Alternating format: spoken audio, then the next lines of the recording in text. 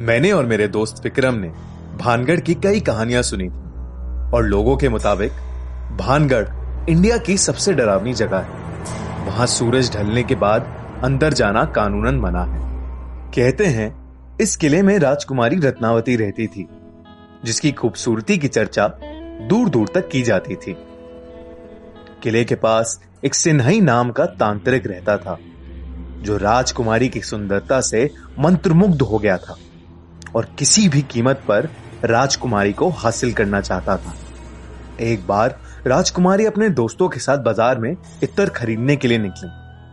उस तांत्रिक ने ये देखा और इत्तर में काले जादू की मदद से ऐसा कुछ मिलाया जिसे लगा कि राजकुमारी उसके वश में हो जाती।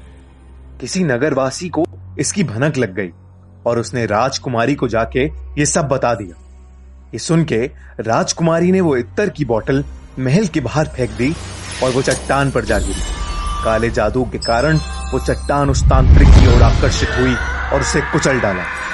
अपनी आखिरी सांसें लेते हुए उसने पूरे भानगढ़ को एक श्राप दिया।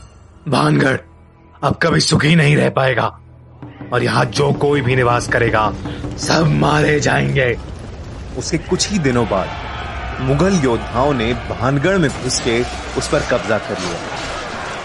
उस लड़ाई में 10,000 लोग मारे गए, जिसमें कई औरतें और छोटे बच्चे भी थे। राजकुमारी रत्नावती को उन्हीं के कमरे में घुस के मार दिया गया था। कहानियों की माने तो आज भी वहां उन लोगों की आत्माएं घूमती हैं और जो भी इंसान सूरज ढलने के बाद वहां गया है वो कभी वापस नहीं लौटा। हमने सोचा कि हम भानगढ़ जाके पता लगाएं कि क्या सच में वो इतनी भयानक जगह है या ये सब सिर्फ एक कहानी है। करीब रात 8 बजे गार्ड को कुछ पैसे देके हम अंदर घुस गए। अंदर घुसते ही कुछ ऐसा लग रहा था जैसे हवा रुक गई हो और एक अजीब सी घुटन हो रही थी।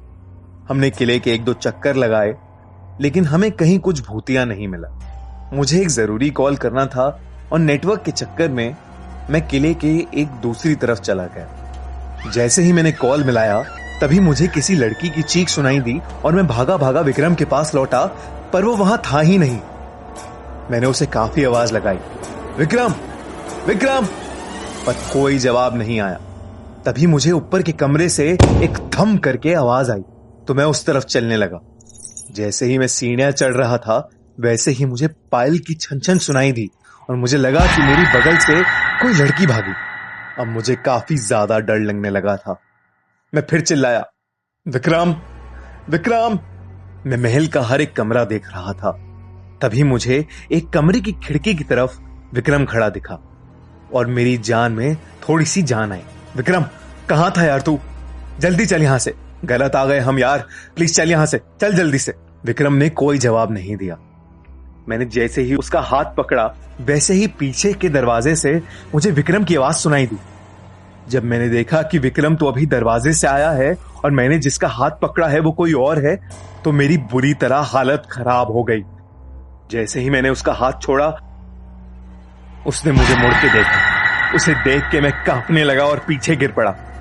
विक्रम ने मुझे उठाया और हम दोनों भागे भागे वहां से निकले।